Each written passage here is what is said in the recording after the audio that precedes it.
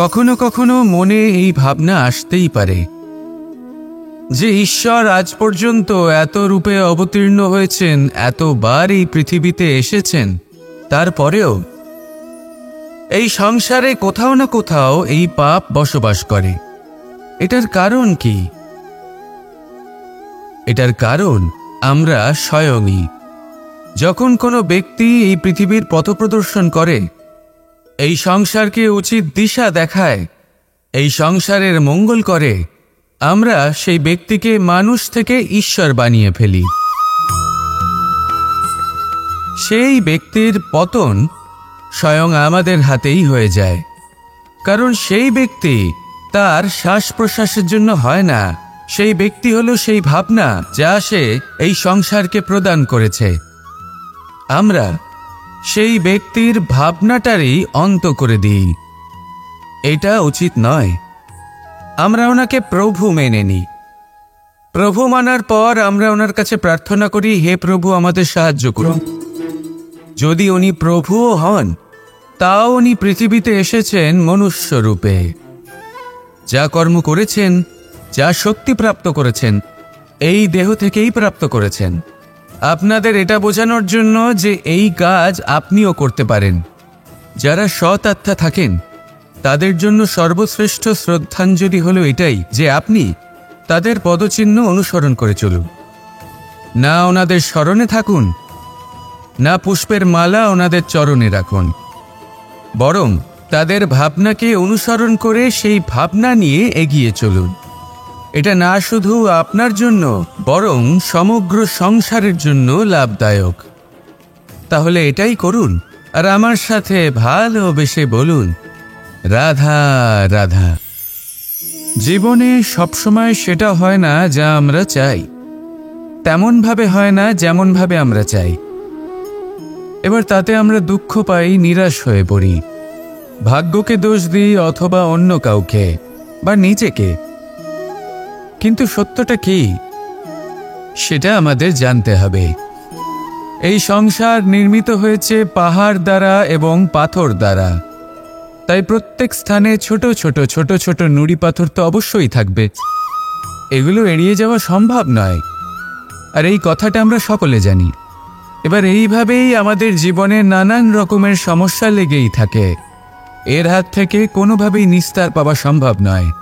একটা সমস্যা এড়াতে যান, দ্বিতীয় চলে আসবে, দ্বিতীয় সমস্যা এড়াতে যান, তৃতীয় চলে আসবে।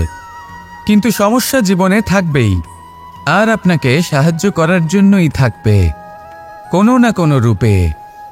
আপনার চারপাশে পাথর আছে, এটা আপনার উপর নির্ভরশীল আপনি কি করবেন, কোন পথে অগ্রসর হবেন এবং কিভাবে অগ্রসর হবেন। এবার দেখুন, এটা তো সবসময় সম্ভব নয় যে আপনার পদতলে ফুলের চাদর থাকবে, এটা তো অসম্ভব। সেই জন্য উচিত এটাই হবে যে আপনি পাদুকা পরিধান করে জীবনে অগ্রসর হন। এর সারমর্ম এটাই, যখনই জীবনে সমস্যা আসবে দৃঢ় হয়ে সম্মুখীন হন এবং এটা বোঝার চেষ্টা করুন যে এই সমস্যা জীবনে কেন এলো, কি শিক্ষা দিয়ে গেল। আপনার মধ্যে দোষ অবশ্যই থাকবে, তাকে গুণে পরিবর্তিত করুন। এই জীবন আরও বেশি সহজ সরল হবে এবং প্রসন্ন হয়ে বলবে, রাধা রাধা। এই সংসারে যে ব্যক্তিই হোক না কেন, প্রত্যেক ব্যক্তির জীবনে সমস্যা অবশ্যই আসে। এমন কিছু মানুষ আছেন, যদি তাদেরকে জিজ্ঞেস করেন যে এমনটা ঠিক কেন হলো, তাহলে পুরো দোষটা তারা নিজেদের পরিস্থিতির ওপর ন্যস্ত করেন। যে আমি তো এমন একটা পরিস্থিতিতে ছিলাম, আমি কিভাবে কিছু করতাম, আমার কাছে আর কোনো বিকল্পই ছিল না। চলুন কথা বলা যাক মহাভারত নিয়ে। ভীষ্ম পিতামহ, ওনাকে জিজ্ঞেস করা হলো, আপনি এরকম প্রতিজ্ঞা কেন করলেন? উনি বললেন যে আমি পরিস্থিতির অধীন হয়ে পড়েছিলাম, সেই জন্য। এই প্রশ্নটাই যখন অর্জুনকে করা হলো, তখন অন্য একটি দিক প্রস্ফুটিত হলো। অর্জুন নিজের পরিস্থিতির কারণে জীবনে কখনোই বাধা পড়েননি। তিনি সিদ্ধান্ত নিয়েছিলেন সংঘর্ষ করার, সংসারের নিয়মের বিরুদ্ধাচারণ করার। এই সংসারে আপনি যা কিছুই হয়ে উঠতে পারেন, তার সমগ্র শ্রেয় শুধুমাত্র আপনার পরিস্থিতির ওপর চাপিয়ে দেওয়া যায় না। সেটা নির্বাচনের উপর নির্ভরশীল, যে সেই পরিস্থিতিতে আপনি কি নির্বাচন করেছেন। যদি সেই মুহূর্তে ভীষ্ম পিতামহ স্থিরতার সিদ্ধান্ত নিতেন, বিশ্লেষণ করার সিদ্ধান্ত নিতেন যে কি উচিত কি অনুচিত, কারা ধর্মের পক্ষে কারা ধর্মের বিপক্ষে, যদি শুধুমাত্র অস্ত্র হাতে ধৃতরাষ্ট্র এবং দুর্যোধনের বিরোধিতা করতেন, যদি শুধু এটুকু করতেন, তাহলে মহাভারতের মতো মহাযুদ্ধ কখনোই হতো না। সমস্যা সবার জীবনেই আসে, কঠিন পরিস্থিতিও সকলের জীবনে আসে। সেই ব্যক্তি এগিয়ে যেতে পারেন যিনি শ্রেষ্ঠ নির্বাচন করার ক্ষমতা রাখেন। তাহলে সেটাই করুন, আর আমার সাথে ভালোবেসে বলুন, রাধা রাধা। এই সংসারের প্রত্যেক বস্তুর, প্রত্যেক পরিস্থিতির, প্রত্যেক আবেগের দুটি দিক আছে। এর মধ্যে পার্থক্য করা সম্ভব শুধুমাত্র দৃষ্টিভঙ্গির দ্বারা। যদি কোনো ব্যক্তি পর্বত শিখরে দাঁড়িয়ে থাকেন, তাহলে উনি এটাই দেখতে পাবেন যে এই জলের ধারা সমুদ্রের দিকে বয়ে চলেছে। আরেক ব্যক্তি যিনি সমুদ্রের কাছে দাঁড়িয়ে আছেন, তার এটাই মনে হবে যে এই জলের ধারা সমুদ্রের দিকে আসছে। এখানে বিষয়টা হলো দৃষ্টিভঙ্গির, আর এটাই সময়ের সাথেও হয়ে থাকে। অনেক সময় মানুষ চিন্তিত হয়ে পড়েন, ত্রস্ত হয়ে পড়েন যে তার কাছে হয়তো খুব কম সময় আছে, তাতে তিনি অনেক কিছুই করতে পারবেন না, আর একটু সময় থাকলে খুব ভালো হতো। তিনি এইভাবেও ভাবতে পারেন যে অল্প হলেও সময় বাকি তো রয়েছে, অর্থাৎ যা অবশিষ্ট আছে তাকে সংরক্ষণও করা সম্ভব, তাতে জীবন যাপনও করা সম্ভব। আর এটা নির্ভর করছে আপনার ওপর। তাই দৃষ্টিভঙ্গি ইতিবাচক রাখুন, আর আমার সাথে ভালোবেসে বলুন, রাধা রাধা। এই সংসারে আমি একজন কুশল সারথি হিসেবে প্রসিদ্ধ, কিন্তু এমনটা ঠিক কেন? কারণ আমি প্রত্যেকটা মুহূর্তে রথের নিয়ন্ত্রণ নিজের হাতে পূর্ণরূপে রাখি। যেই না রথ পথভ্রষ্ট হয়ে পড়ে, সেই মুহূর্তে তাকে সঠিক পথে নিয়ে আসি। শুধু সেই জন্য সবাই আমাকে কুশল সারথি বলেন। এবার আপনাকেও আপনার জীবনে কুশল সারথি হয়ে উঠতে হবে, অর্থাৎ আপনাকে রথ চালাতে হবে না, শুধু আবেগের উপর নিয়ন্ত্রণ রাখতে হবে। কখনো কখনো জীবনে এমন কাজ আসে যেখানে মন রসবোধ খুঁজে পায় না, তখন মন বারংবার সেই পথ থেকে সরে যায়, সেই পথ থেকে বিচলিত হয়ে মন অন্যদিকে চলে যায়। তখন আপনাকে আপনার মনের ওপর পূর্ণ নিয়ন্ত্রণ রাখতে হবে, তার রাশ নিজের হাতে পূর্ণরূপে ধরে রাখতে হবে। যেই না মন পথভ্রষ্ট হবে, তাকে পথে নিয়ে আসতে হবে, আবার পথ হারাবে, আবার পথে নিয়ে আসতে হবে। তাই মনে রাখবেন, যদি আপনি নিজের মনকে নিয়ন্ত্রণ করতে পারেন, নিজের জীবনকেও নিয়ন্ত্রণ করতে পারবেন। নিজের জীবনে কুশল সারথি হয়ে উঠুন, তাহলে মনোবাঞ্ছিত স্থানে এবং লক্ষ্যে পৌঁছতে পারবেন। আর তখন এই মন আর এই জীবন প্রসন্ন হয়ে বলবে, রাধা রাধা।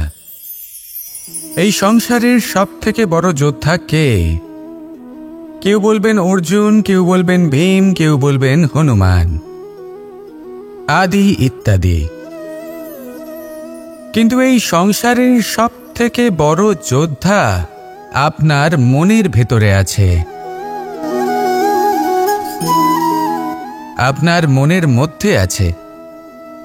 সেই ব্যক্তি সব থেকে উঁচুতে পৌঁছতে পারেন যিনি নিজের অন্তরের খামতি বুঝতে পারেন, নিজের দোষ বুঝতে পারেন, তার সাথে লড়াই করেন এবং তার উপর বিজয় লাভ করেন। যে ব্যক্তি এটা শিখতে পারেন, যে ব্যক্তি এটার উপর জয়লাভ করতে পারেন, তিনি হলেন সব থেকে বেশি শক্তিশালী, সব থেকে বেশি বীর এবং সব থেকে বেশি পরাক্রমী ব্যক্তি। আমরা সকলে এই সংসারকে পাল্টাতে চাই। তার জন্য প্রথম পদক্ষেপ আপনাকে নিতে হবে, নিজেকে দোষমুক্ত করতে হবে। যদি মানুষ নিজের অন্তরের দোষ বুঝতে পারেন এবং নিজেকে দোষমুক্ত করতে পারেন, তাহলে এই সংসার নিজে থেকেই দোষমুক্ত হয়ে যাবে, তাই না? তাহলে নিজেকে দোষমুক্ত করুন, আর আমার সাথে ভালোবেসে বলুন, রাধা রাধা। আমরা সবাই এই সংসারে সূর্যের মতো হয়ে উঠতে চাই, সূর্যের মতো তেজস্বী, প্রকাশময়, যশস্বী। সূর্যের মধ্যে এতটাই তেজ থাকে যে সবাই তার সামনে নত হয়ে থাকে। সেই কারণেই সূর্যকে যশদানের গ্রহ বলা হয়। আমরা সবাই সূর্যের মতো উজ্জ্বল হতে চাই, কিন্তু তার জন্য সূর্যকে প্রত্যেক দিন জ্বলতে হয় এই সংসারে শুভ ভাব পবিত্রতা নিয়ে আসার জন্য, প্রকাশ ছড়িয়ে দেওয়ার জন্য। সূর্যকে প্রত্যেক দিন অস্তও যেতে হয়, আবার উদিতও হতে হয়। প্রত্যেক দিন জ্বলতে হয়। সূর্য একদিনের জন্য অবকাশ লাভ করেন না। আর যদি অবকাশ পেতেন তাহলে সূর্যকে আর সূর্য বলা হতো না, তাই না? সেই জন্য আপনি যদি সূর্যের মতো হয়ে উঠতে চান, সেই রকম উজ্জ্বল হতে চান, তেজস্বী হতে চান, তাহলে সূর্যের মতো জ্বলতে হবে, অর্থাৎ অগাধ পরিশ্রম করতে হবে। আসুন আমার সাথে ভালোবেসে বলুন, রাধা রাধা। জীবনে সবথেকে বেশি মূল্যবান বস্তু কি? ধন, স্বর্ণ, মাণিক্য, আভূষণ?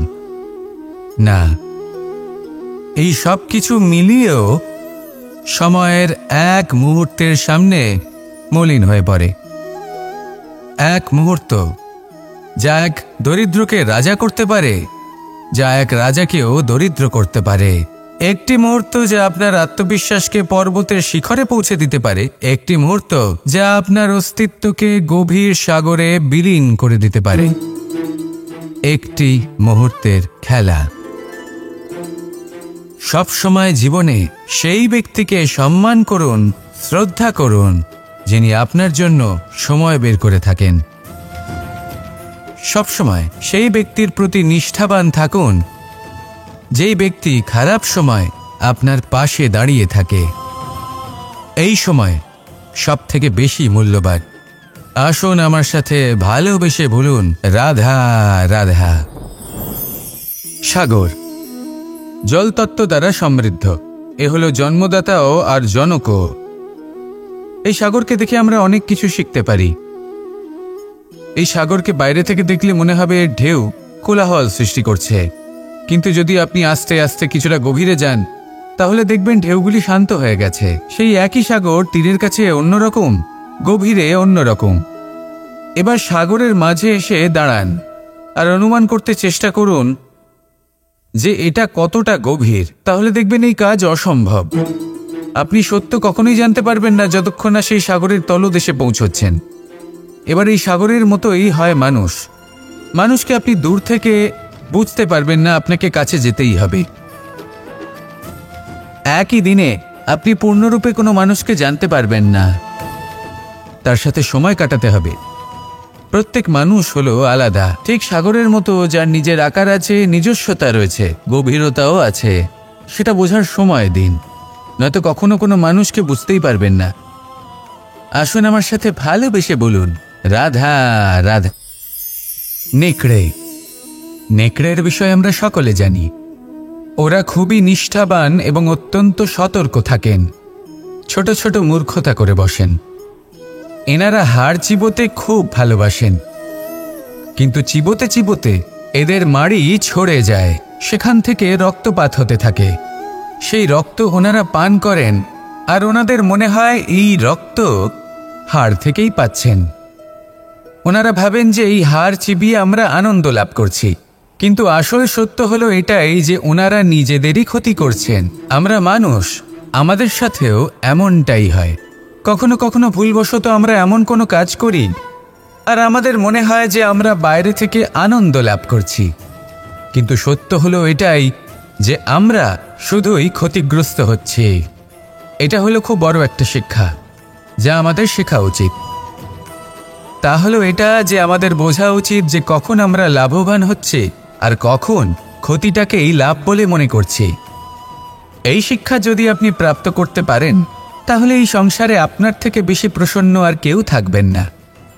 তাহলে আসুন আর আমার সাথে ভালোবেসে বলুন, রাধা রাধা। যজ্ঞের আগুনকে শুভ বলে মনে করা হয় আর সেখানেই চিতার আগুনকে অশুভ মনে করা হয়। এমনটা কেন হয়? এখানে বিষয়টা হলো লক্ষ্য, বিচার এবং সঙ্গের। যখন আমরা যজ্ঞ করি তখন আমাদের লক্ষ্য কি হয়? পরিবেশকে আরও পবিত্র করে তোলা, ইতিবাচক করে তোলা। আমাদের লক্ষ্য শুভ হয়। তারপরে আসে বিচার। এই পরিস্থিতিতে সেই বিচার হলো অগ্নি। স্ফুলিঙ্গ থেকে তীব্র আকার ধারণ করে সমস্ত কাঠকে পুড়িয়ে দেয় এবং সুগন্ধ ছড়িয়ে দেয়। অর্থাৎ যদি আপনার লক্ষ্য শুভ হয় তাহলে তার নিজেই শুভ বিচারধারাকে আমন্ত্রণ জানায়। এই শুভ বিচার তখনই আসবে যখন আপনার সংকল্প শুভ হবে। অন্যদিকে হলো চিতার আগুন, এর লক্ষ্য কি? একটা দেহকে পরধামে পৌঁছে দেওয়া। সবার শেষে সবকিছু আপনার উপরে নির্ভরশীল যে আপনি কোনটা চয়ন করতে চান। আপনার লক্ষ্য যদি শুভ হয় তাহলে আপনার বিচার এবং সঙ্গতি আর তার পরিণাম সবই শুভ হবে। আসুন আর আমার সাথে ভালোবেসে বলুন, রাধা রাধা। সকলে আমাকে জিজ্ঞেস করেন যে কৃষ্ণ, তুমি সবসময় হাসি মুখে কি করে থাকো, এত প্রসন্ন কি করে থাকো তুমি? এই সমগ্র সংসারে চতুর্দিকে সমস্যা রয়েছে, দুঃখ রয়েছে, তাও হাসি মুখে কি করে থাকো? সত্যি কথাই বটে, এই সংসারে চারিদিকেই দুঃখ রয়েছে, প্রত্যেকের জীবনে সমস্যা রয়েছে। কৃষ্ণের জীবনে একটু বেশিই সমস্যা রয়েছে, তাও আমি হাসতে থাকি। কেন? কারণ হলো প্রেম। আমার সমস্ত মনোযোগ কেন্দ্রীভূত থাকে সেই প্রেমের প্রতি যা আমি পেয়ে থাকি। যেমন রাধার প্রেম, দ্বারকার প্রেম, দাদার প্রেম, স্ত্রীর প্রেম, পুত্রের প্রেম, মাতা পিতার প্রেম আদি ইত্যাদি। আমার মনোযোগ এই প্রেমের প্রতি কেন্দ্রীভূত থাকে। আর যখনই আমি এই প্রেমের কথা স্মরণ করি, মুখে দুশ্চিন্তা অথবা দুঃখের আবেগ দেখা অসম্ভব ব্যাপার। শুধু এটাই হলো রহস্য কৃষ্ণের হাসি মুখে থাকার, তার হাসির রহস্য। আপনিও জীবনে এটাই করুন। আপনি জীবনে যে ভালোবাসা পেয়েছেন তার প্রতি মনোনিবেশ করুন। ধন্যবাদ জানান সেই প্রেমকে, ধন্যবাদ জানান সেই সকল ছোট ছোট বস্তুকে যা আপনি জীবনে পেয়েছেন। আমি নিশ্চিত রূপে বলতে পারি যে আপনার সমস্ত জীবন বদলে যাবে। সংকল্প করুন যে আপনি জীবনে শুধু প্রেম বিতরণ করবেন। এই মন জীবনের প্রত্যেক মুহূর্তে প্রসন্ন থাকবে আর আনন্দ সহকারে বলবে, রাধা রাধা। অশ্বত্থামার মৃত্যু হল। কেউ জানে না সে মানুষ নাকি হাতি। এই বাক্য কে বলেছিলেন? সাক্ষাৎ ধর্মরাজ যুধিষ্ঠির। সেই যুধিষ্ঠির যিনি নিজের জীবনে কখনো মিথ্যে বলেননি, কিন্তু উনি এমন কিছু নির্বাচন করেছিলেন যার জন্য চিরকাল শুধুই মহারাজ যুধিষ্ঠির হয়ে থেকে গেলেন। কখনো অভিমন্যুর সমান হতে পারলেন না। যখন দ্যুতক্রীড়ার আমন্ত্রণ এসেছিল তখন মহারাজ যুধিষ্ঠির সেটা অস্বীকার করতেই পারতেন, কিন্তু করলেন না। অহংকারের জন্য সেই আমন্ত্রণ গ্রহণ করলেন উনি, এবং অহংকারের জন্য করা এই নির্বাচন ওনাকে সাধারণ করে রেখে দিল। নিজের গুরু দ্রোণাচার্যকে পরাজিত করার জন্য একটি মিথ্যে কথা বলেছিলেন। অশ্বত্থামা মারা পড়েছে, আর তারপর গ্লানিমাখা কণ্ঠে ধীরস্বরে বলেছিলেন, জানি না সে মানুষ না হাতি, কিন্তু অর্ধসত্য হোক বা সত্য লুকোনো হোক, তা হল মিথ্যের সমান, এবং প্রত্যেকটি কর্মের ফল মানুষ অবশ্যই ভোগ করে। এই নির্বাচনের কারণে যুধিষ্ঠিরকেও নরকবাস করতে হয়েছিল। তাই নিজের কর্ম শ্রেষ্ঠ করে তুলুন, কারণ এটাই সুনিশ্চিত করবে যে আপনি এই সংসার থেকে বিদায় নেওয়ার পরেও জীবিত থাকবেন নাকি নয়। আসুন আমার সাথে ভালোবেসে বলুন, রাধা রাধা। মানুষ ছোট হোক বা বড়, রাজা হোক বা দরিদ্র, সমস্ত মানুষের মধ্যে একটা সামঞ্জস্য থাকে। সমস্ত মানুষের কাছে তার প্রশংসা অত্যন্ত গুরুত্বপূর্ণ। সে খুবই প্রসন্ন হয় যদি আপনি তার প্রশংসা করেন, কিন্তু আপনি যদি তাকে এটা বলেন যে এটা তোমার ভুল ছিল, তোমার কিছু খামতি ছিল, তখন সেটা সে মানতে রাজিই থাকে না। সব মানুষ এটা শুনতে পছন্দ করে যে সে যেটা করেছে সেটাই সর্বোত্তম। এবার আমি আপনাকে একটা কথা বলি, এই হলো নিন্দা, এই হলো প্রশংসা, আর এই হলো সত্য, যা সবার থেকে উচ্চস্থানীয়। সেই জন্য মানুষ আয়না দেখে।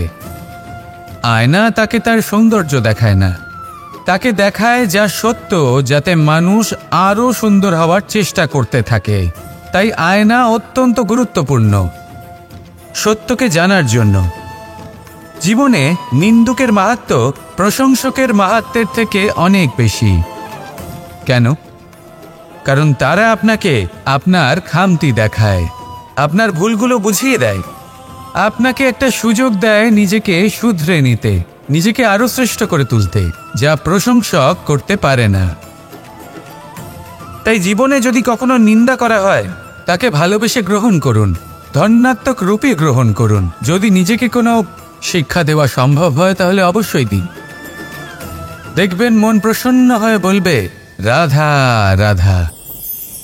জীবনে কখনো সাফল্য আসে, আবার কখনো অসফলতা, কখনো আশা পাওয়া যায়, কখনো নিরাশা, কখনো জয় লাভ করি, আবার কখনো পরাজয়। এর পেছনের কারণটা জানা অত্যন্ত প্রয়োজনীয়। যদি আমি পরাজয়ের কথা বলি, যখনই আমরা পরাজয় লাভ করি আমরা ভাবতে থাকি যে এমন কেন হলো? আমাদের শত্রু কি বেশি শক্তিশালী ছিল, নাকি আমাদের নীতিতে কোনো খামতি ছিল? এই সমস্ত কারণের পেছনে খুব বড় একটা কারণ থাকে, আর সেই কারণ আমাদের অন্তরে সুপ্ত থাকে।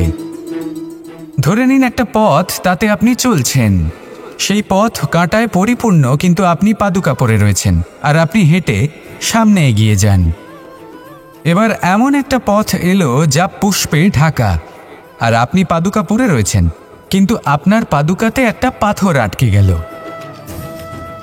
তখন দু পা হাঁটাও খুব কঠিন হয়ে পড়ে। এই সংসারের যে কোনো শক্তি আপনাকে পরাস্ত করার পূর্বে আপনি জানেন কে আপনাকে পরাস্ত করতে পারে? আপনার অন্তরের দুর্বলতা, আপনার অন্তরের সেই সুপ্ত শত্রু। আর সেই জন্য ইতিবাচক মনোভাব গুরুত্বপূর্ণ হয়ে পড়ে। ভালো মানুষদের সাথে থাকুন, সৎসঙ্গে থাকুন, বন্ধুত্ব করুন, ভালোবাসুন। এই ভালোবাসা এত শক্তিশালী এক অস্ত্র যাকে ব্রহ্মাস্ত্রও পরাস্ত করতে পারে না। এই সমস্যারূপী পাথর কিছুই নয়। আসুন আমার সাথে ভালোবেসে বলুন, রাধা রাধা।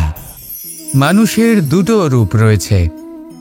এক, আমাদের এই মুখ, যা শুধুই চোখে দেখা যায়, আর দ্বিতীয় আমাদের এই মন, যা শুধুমাত্র অন্তরাত্মা দ্বারা দেখা যায়। এবার আমাদের এই মুখ, তা ঈশ্বর সকলকেই আগে থেকেই প্রদান করেছেন, কিন্তু এই মন কেমন হবে তা আমাদের জীবনের অনুভূতি এবং আমাদের জীবনের লক্ষ্য এগুলি সুনিশ্চিত করে। অর্থাৎ নেত্র দিয়ে দেখা যায় আমাদের এই মুখ, তা শুধুই এই কারণে প্রয়োজন যাতে সংসার আমাদের দেখতে পায়, আমাদের চিনতে পারে। কিন্তু যদি এই সংসারে আপনি প্রকৃত অর্থে মান সম্মান লাভ করতে চান, তাহলে নিজের অন্তরাত্মাকে আপনাকে বিকশিত করতেই হবে। দেখুন, কথায় আছে এই যে অসুর, তা শারীরিকভাবে উপস্থিত নয়, তা মনের মধ্যে থাকে। যদি এই মন থেকে অসুরকে বের করে দেওয়া যায়, তাহলে শরীরে তা উপস্থিত থাকবেই না। তাই মনকে শুদ্ধ করুন আর আমার সাথে ভালোবেসে বলুন, রাধা রাধা। মানুষ যখনই একে অপরের সামনে নিজেদের হৃদয়ের ভাবনা প্রকাশ করে, তখন এক অত্যন্ত প্রভাবশালী মাধ্যম তারা ব্যবহার করে, যাকে ভাষা বলা হয়। এবার আমি দেখেছি যে একজন মানুষ অনেকগুলো ভাষাতেই নিপুণ। আমি এটাও দেখেছি যে মানুষ অনেকগুলো ভাষায় কথা বলে, কখনো কখনো অনেক ভাষা মিলিত করে তার প্রয়োগ করে, উচিত প্রকারে তাকে ব্যবহার করে না, না সেটাকে সম্মান করে, আর না ভাষাকে শুদ্ধ রাখে। আর এটা হলো অনুচিত। যদি ভাষাকে শুদ্ধ রাখেন, তাহলে ভাষা আপনার চরিত্রকে শুদ্ধ রাখবে, তা আপনার একাগ্রতা বাড়িয়ে তুলবে।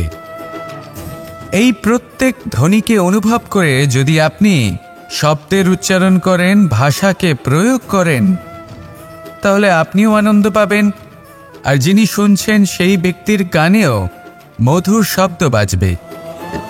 তাই মনে রাখবেন, যে ব্যক্তি ভাষার পবিত্রতাকে সম্মান করে, তাকে সংসারও সম্মান করে।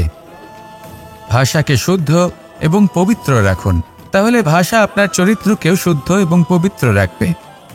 আর এই মন সুপ্রসন্ন হয়ে বলবে, রাধা রাধা।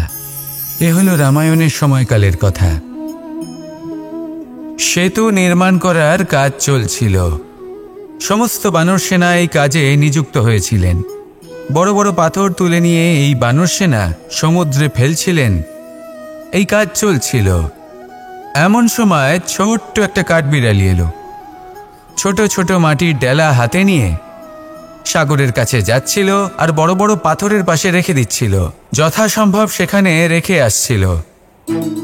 সারা দিন ধরে সে এই পরিশ্রম করেই যাচ্ছিল। এবার শ্রীরাম তার এই কাজ দেখতে পেলেন। সেই ছোট্ট কাঠবিড়ালিটিকে নিজের হাতে তুলে নিলেন এবং অত্যন্ত ভালোবেসে তার পিঠে হাত বুলিয়ে দিলেন। কথায় আছে যে কাঠবিড়ালির পিঠে যে দাগ আছে সেই 3টি দাগ এসেছে শ্রীরামচন্দ্রের 3 আঙুলের থেকে। যে কাজ আপনি করছেন তাতে সমস্ত শক্তি প্রয়োগ করুন, যতটা আপনার সামর্থ্য রয়েছে, যতটা আপনার প্রতিভা রয়েছে, সম্পূর্ণভাবে উৎসর্গ করে দিন। ঠিক এমনভাবে কর্ম করুন। সেই কাঠবিড়ালি কিন্তু তাই করেছিল। সেই জন্য শ্রীরামের সাথে সেও সেই কাহিনীতে অমর হয়ে গেছিল। সম্পূর্ণ শক্তি প্রয়োগ করুন, সম্পূর্ণ সামর্থ্যের সাথে কর্ম করুন, কারণ এটাই হলো শ্রেষ্ঠ পথ কোনো কর্ম করার। আসুন আমার সাথে ভালোবেসে বলুন, রাধা রাধা। এই সংসারে যখন সাফল্যের পথে আপনি অগ্রসর হবেন, তখন আপনার পরিশ্রম, একাগ্রতা, সাহসের সাথে সাথে সমাজের মানসিকতাও সহ্য করতে হবে। প্রত্যেক ব্যক্তি কিছু না কিছু ভাবেন, কিছু না কিছু বলেন। কিছু মানুষ এমন আছেন যারা ভাববেন যে আপনি কিছুই করতে পারবেন না। তারা আপনার নিন্দা করবেন, আর এই নিন্দার কথা ভেবেই আমরা ভয়ভীত হয়ে পড়ি। সেই কারণে নিজেদের আশা, নিজেদের বিশ্বাস হারিয়ে ফেলি। এবার যদি সেই নিন্দার ভয়ে আমরা লক্ষ্যচ্যুত হই, তাহলে সেটা অনুচিত। সেই জন্য জীবনে শুধু পরিশ্রম করতে থাকুন, সামনে এগোতে থাকুন। যেই দিন আপনি আপনার লক্ষ্য লাভ করবেন, সেই প্রত্যেক ব্যক্তি যারা নিন্দা করছিলেন তাদের দৃষ্টি আপনা থেকেই পাল্টে যাবে, ঠিক কিনা? এই সংসারকে যা প্রাণ চায় তাই বলতে দিন। যদি আপনি কারোর কথা শুনতে চান, তাহলে নিজের অন্তরের কথা শুনুন। সেটাই আপনাকে উচিত পথে নিয়ে যাবে। সামনে অগ্রসর হতে থাকুন, পরিশ্রম করুন। এমন একটা দিন আসবে যেদিন এই নিন্দুক ব্যক্তিরা আপনার লক্ষ্য প্রাপ্তির উদাহরণ সবাইকে দেবে। আসুন আমার সাথে ভালোবেসে বলুন, রাধা রাধা। মানুষ সুখী জীবনযাপনের প্রতি এতটাই অভ্যস্ত হয়ে পড়ে যে একটা ছোট্ট সমস্যা এলেই সে সবার থেকে সাহায্য চাইতে শুরু করে দেয়। সে সাহায্য লাভও করে এবং সেই সংকট থেকে সে বেরিয়েও আসে। কিন্তু এই সাহায্য কিছু মুহূর্তের, আর কিছু মুহূর্তের হলো এই দুঃখ। এই 2 মুহূর্তের সাহায্যের জন্য আজীবন আপনি তার কাছে ঋণী হয়ে থাকেন। আর মানবিকতার খাতিরে আপনার মনে কৃতজ্ঞতা জেগে ওঠে। আর সেই কৃতজ্ঞতা বোধ হলো যে আপনি কখনো সেই ব্যক্তিকে ছাপিয়ে যেতেই পারবেন না। সেই জন্য জীবনে সবসময় চেষ্টা করবেন নিজেকে প্রস্তুত রাখতে, সেই সব সমস্যার জন্য, সেই সব বাধার জন্য যেগুলো আপনার জীবনে আসতে পারে। ততক্ষণ সাহায্য চাইবেন না যতক্ষণ না অন্য কোনো পথ না থাকছে। সাহায্য চাওয়া অনুচিত নয়, কিন্তু সাহায্য চাইলে এবং সাহায্য পেলে আপনি আজীবন কৃতজ্ঞ এবং ঋণী হয়ে থাকবেন। আর তারপর একদিন আপনি পরিবর্তন দেখতে পাবেন যে কিভাবে আপনি ছোট ছোট সমস্যার জন্য সাহায্য না চেয়ে বড় বড় সমস্যার সম্মুখীন হতে প্রস্তুত হয়ে গেছেন। এটাই হলো সংসারের নীতি। এটাই পালন করুন আর আমার সাথে ভালোবেসে বলুন, রাধা রাধা। এমন অনেক মানুষ আছেন যারা আমাকে ভগবানের পরিভাষা জানতে চান, যে ভগবান আসলে কি, তিনি কেমন। এবার দেখুন, ভগবান হোক বা আপনার স্বপ্ন হোক বা আপনার লক্ষ্য হোক না কেন, সেই লক্ষ্য তখনই পূর্ণ হয়, তখনই তাকে লাভ করা সম্ভব যখন আপনার দৃষ্টিভঙ্গি মঙ্গলময় হয়। যখন আপনি নিজে মনে করবেন যে আমি যেটা পেতে চাইছি তা শুভ। উদাহরণস্বরূপ, কোনো পাখিকে দেখুন, সে গাছের ডালে বসে এবং সেখানেই বিশ্রাম করে, কিন্তু পড়ে না। কেন? কারণ ওর বিশ্বাস যে যে শাখার উপরে ও বসে আছে সেটাই হলো ওর বাসস্থান। যদি আপনি বিশ্বাস করেন তাহলে আপনি পাথরের মধ্যেও ভগবান দর্শন করতে পারবেন। আর যদি বিশ্বাস না থাকে, তাহলে যদি ভগবান সামনে দাঁড়িয়েও থাকে তবেও আপনার বিশ্বাস হবে না। তাই বিশ্বাস করতে শিখুন। এই বিশ্বাসের আধারেই আপনি সেই সব কিছু পাবেন যা আপনি পেতে চাইছেন। আসুন আমার সাথে ভালোবেসে বলুন, রাধা রাধা। গুরু, যিনি পথ দেখান, আমাদের জীবনে অত্যন্ত গুরুত্বপূর্ণ, অত্যন্ত আবশ্যক। কিন্তু কিছু মানুষ মনে করেন যে গুরুর কোনো প্রয়োজন নেই, কারণ এই সমগ্র জ্ঞান মানুষের অন্তরেই নিহিত রয়েছে।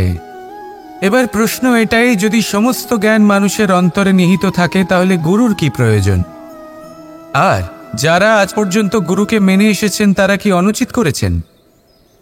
এর উত্তর আমি আপনাকে দেব একটা উদাহরণ দ্বারা।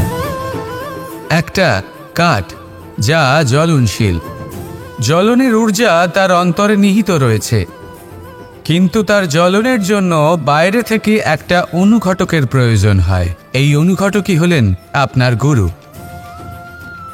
উত্তাপ যা একটা কাঠকে জ্বালাতে পারে, সেই উত্তাপ হলো গুরুর প্রচেষ্টা। যদি সেই গুরুই না থাকে, তার প্রচেষ্টাই না থাকে, তাহলে সেই সমস্ত জ্ঞান যা মানুষের অন্তরে নিহিত তা ব্যর্থ হয়ে যাবে। যদি আপনার সাথে আপনার গুরু থাকেন, আপনার পথ প্রদর্শন করেন, আপনার অন্তরের জ্ঞানকে বাইরে নিয়ে আসতে পারেন, তাহলে তাকে সম্মান করুন। আর আমার সাথে ভালোবেসে বলুন, রাধা রাধা। असतो मा सद्गमय, तमसो मा ज्योतिर्गमय, মৃত্যুর্মা মৃতঙ্গময়। জ্ঞান সেটাই যা অসত্য থেকে সত্যের পথে চালিত করে। প্রকাশ সেটাই যা অন্ধকার থেকে আলোর পথে নিয়ে আসে। জীবন সেটাই যা মৃত্যু থেকে অমরত্বের পথে নিয়ে যায়। এবার এই তিনটে, জ্ঞান, জীবন এবং প্রকাশ, একই রকম। শূন্য থেকে এর উৎপত্তি হয় এবং আস্তে আস্তে আপনার জীবনে বিস্তার লাভ করে। এবার আমরা এটাই ভাবি যে কেমন করে এই তিনটিকে আগলে রাখা যায়। এর উত্তর হলো, এদের আগলে রাখার প্রয়োজনই নেই, ভাগ করে দিতে হবে। কোনো বৃক্ষকেই দেখে নিন, একটি বৃক্ষ অনেক বছর ধরে বেঁচে থাকে। কেন? কারণ সে ভাগ করে দিতে জানে। সে নিজের বীজ ছড়িয়ে দেয়, এই ধরিত্রীতে দেয়, সেই বীজ যা অঙ্কুরিত হয়ে এক নতুন বৃক্ষকে জন্ম দেয়। শুধু ছড়িয়ে দিয়ে একটি বৃক্ষ জীবন দান করতে পারে। যদি কোনো ব্যক্তি জ্ঞান ছড়াতে শিখে যান, যদি প্রকাশ, আলোর কিরণ ছড়িয়ে দিতে শিখে যায়, কোনো ব্যক্তি তার জীবনের সুখ ছড়িয়ে দিতে শিখে যান, তাহলে তিনি মৃত্যুর পরও মৃত হন না। এই ভাগ করে দেওয়ার সুখটাই কিছুটা আলাদা। এই সুখ অনুভব করুন আর আমার সাথে ভালোবেসে বলুন, রাধা রাধা। আপনি কখনো কোনো সরোবরের দিকে তাকান, যার জল হলো শান্ত, স্থির। আপনি স্পষ্ট দেখতে পাবেন সেই সরোবরের তলদেশে কি রয়েছে। তাতে সাঁতরে বেড়াচ্ছে সুন্দর মাছ, চকচকে কিছু পাথর, স্বর্ণরূপী বালি, সবই আপনি দেখতে পাবেন। কিন্তু যখনই আপনি একটা ছোট্ট পাথর তুলে সেই জলে ছুঁড়ে ফেলবেন, তখন সেই জল বিচলিত হবে আর সেই স্পষ্টতা ন্যূনতম হয়ে যাবে। তারপর কিছুই স্পষ্টভাবে দেখা যাবে না। এই ঘটনা মানুষের সাথেও ঘটে। মানুষ যদি বিচলিত হয়ে পড়ে, তখন সে বুঝতে পারে না যে বর্তমানে কি হয়ে চলেছে আর ভবিষ্যতে কি করা উচিত। কিন্তু সেই মানুষ যদি শান্ত থাকেন, স্থির থাকেন, ধন্যাত্মক থাকেন, তাহলে নিশ্চিত রূপেই বুঝতে পারবেন যে বর্তমানে কি করতে হবে আর ভবিষ্যতে কি করতে হবে। তাই নিজের মধ্যে সেই স্থিরতা আনুন, সেই ধৈর্য ধরুন, নিজেকে শান্ত রাখুন আর সবার মধ্যে ভালোবাসা ছড়িয়ে দিন। এই মন প্রসন্ন হয়ে বলবে, রাধা রাধা। সম্পর্ক এ হলো এক বন্ধন যা আমাদের এক সূত্রে বেঁধে রাখে। কিন্তু এমন কিছু ব্যক্তি থাকেন যারা এই সম্পর্কের বিষয়ে নিজস্ব একটা ধারণা করে ফেলেন যে সম্পর্ক এরকম হওয়া উচিত, সম্পর্ক সেরকম হওয়া উচিত। আমি এই সম্পর্কের জন্য কত কিছু করেছি এই ব্যাখ্যা করতে থাকেন আর তার বদলে অনেক কিছু প্রত্যাশাও করেন। কিন্তু সত্য হলো এটাই যে সব সম্পর্ক একরকমের হয় না, কিন্তু প্রত্যেক সম্পর্কের একটা বিশেষত্ব থাকে। যেমন চোখ আর নাকের এই সম্পর্ককেই দেখুন। চোখের সব থেকে কাছে কে আছে? নাক আছে, কিন্তু এই চোখ দিয়ে এই নাককে আমরা দেখতেই পাই না। তবে কি ধরে নেব এই সম্পর্কের কোনো মূল্য নেই? এমনও নয়। ঠিক এইভাবেই যদি কোনো ব্যক্তি তার আবেগ আপনার কাছে ব্যক্ত করতে না পারে বা প্রকট করতে না পারেন বা আপনাকে বোঝাতে না পারে, তাহলে তার মানে এটা নয় যে তার সাথে আপনার সম্পর্কের তিক্ততা রয়েছে। এমনটা কখনোই নয়।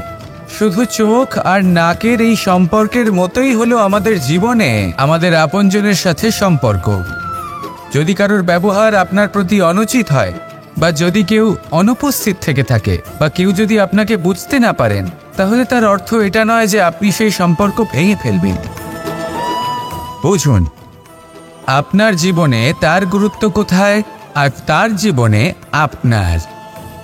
সম্পর্ক গড়ে তুলুন, তাকে পালন করতে শিখুন, একসাথে মিলে চলুন। এই মন সুপ্রসন্ন হয়ে বলবে, রাধা রাধা। এই সমগ্র সংসারের সবথেকে গুরুত্বপূর্ণ ব্যক্তি কে? স্বয়ং আপনি। নিজের জন্য তো বটেই, তাই না? কারণ যখন আপনি জন্মগ্রহণ করেন, নিজের চোখ খোলেন, এই সংসারে আসেন, তখনই তো এই সংসারকে আপনি দেখতে পান, অনুভব করতে পারেন। এখানকার আবেগ, এখানকার মানুষজন তখন থেকেই অনুভব করেন। যদি আপনি না থাকেন, তাহলে এই সংসারের অস্তিত্ব আপনার কাছে শূন্যের সমান, তাই না? আপনি না থাকলে এই সংসারও আপনার কাছে নেই। এবার সবাই বলবেন যে এ তো সত্যি কথা। সেই অনুযায়ী তো আমার স্বার্থপর হওয়া উচিত, অহংকারী হওয়া উচিত, কারণ আমার কাছে আমিই তো সব কিছু। দৃষ্টিভঙ্গি পাল্টে দেখুন। আপনার কাছে সবথেকে বেশি গুরুত্বপূর্ণ ব্যক্তি কে? আপনি নিজেই। সেই মানুষটি কেমন হওয়া উচিত একটু ভেবে দেখুন। সবসময় সকলকে সাহায্য করুন, একসাথে মিলে পরিশ্রম করুন, সাহায্য করুন অন্যদেরকে। এটা অতি আবশ্যক। এবং তার থেকেও বেশি গুরুত্বপূর্ণ হলো এটাই যে আপনার মনে যেন কখনো এই বিষয়ে ভয় না থাকে যে আমি আমার প্রিয়জনদের, আমার কাছের মানুষগুলিকে হারিয়ে ফেলব। এই ভয় কখনোই মনের মধ্যে থাকা উচিত নয়। যদি ভয় থাকে তাহলে থাকুক এই বিষয়ে যে সকল মানুষ আমার জীবন থেকে, আমার থেকে দূরে চলে যাচ্ছেন, তাদের বাধা দিতে দিতে আমি যেন নিজেকেই না হারিয়ে ফেলি, নিজের অস্তিত্বকেই না হারিয়ে ফেলি, নিজের ব্যক্তিত্বকে, নিজের বিচারধারাকে, নিজের করুণার শক্তি না হারাই। তাহলে এই ভয় ত্যাগ করুন আর আমার সাথে ভালোবেসে বলুন, রাধা রাধা। এই ফল কি তা বলার কোনো প্রয়োজন নেই। এই ফল কতটা সুস্বাদু সেটাও বলার কোনো প্রয়োজন নেই। ধরুন এমন কোনো মানুষ আসলেন যিনি জানেন না এটা কোন ফল। তিনি এটা দেখে ভাববেন এ তো কাঁটার একটা গুচ্ছ মনে হচ্ছে, নিয়ে ফেলে দেবেন। সেখানে দ্বিতীয় কোনো ব্যক্তি যিনি বুঝদার, তিনি দেখবেন, ভাববেন যে প্রকৃতি এর গায়ে এত কাঁটা কেন দিয়েছে? অবশ্যই সুরক্ষার জন্য দিয়েছে, অর্থাৎ ভিতরে অবশ্যই অমূল্য কিছু রয়েছে। সেই ধরনের ব্যক্তি এই ফলের অন্তরে প্রবেশ করেন এবং এই ফলের আনন্দ উপভোগ করেন। এরকমই কিছুটা আমাদের সংসারেও আমরা দেখতে পাই। প্রত্যেক দিন আমরা নতুন নতুন মানুষের সাথে পরিচিত হই। এমন কিছু ব্যক্তি থাকেন যাদের সাথে প্রথম আলাপের পর আমাদের এটা মনে হয় যে এই ব্যক্তিকে দেখে একটু রাগী ব্যক্তি মনে হচ্ছে, বড়ই অহংকারী বোধ হচ্ছে, উদ্ধত মনে হচ্ছে। বেশিরভাগ মানুষ প্রথম আলাপের পরে তাদের সাথে দূরত্ব বজায় রাখবেন। কিন্তু যিনি বুঝদার ব্যক্তি, তিনি ভাববেন যে এই ব্যক্তি এমন কেন করছেন।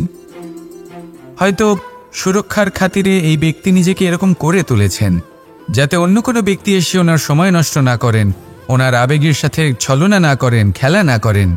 হয়তো অতীতে এমন কোনো ঘটনা ঘটেছে যার জন্য এই ব্যক্তি কিছুটা এরকম হয়ে গেছেন। এমনই একজন ব্যক্তি সেই ব্যক্তির মনের গভীর পর্যন্ত পৌঁছতে পারেন আর সেখান থেকে শুভ গুণগুলিকে বাইরে বের করে আনতে পারেন। এরকমই ব্যক্তি হয়ে উঠুন, এমন বুঝদার ব্যক্তি হয়ে উঠুন যিনি সামনের ব্যক্তির খারাপ গুণগুলিকে অবহেলা করে হৃদয়ের অন্তঃস্থল থেকে শুভ গুণগুলিকে প্রকাশিত করে। এবং সেই ব্যক্তিকে দেখাতে পারে। এমন ব্যক্তি হয়ে উঠুন যিনি নিজের জীবনকেও সফল করে তোলেন এবং অন্যের জীবনকেও। আসুন আমার সাথে ভালোবেসে বলুন, রাধা রাধা।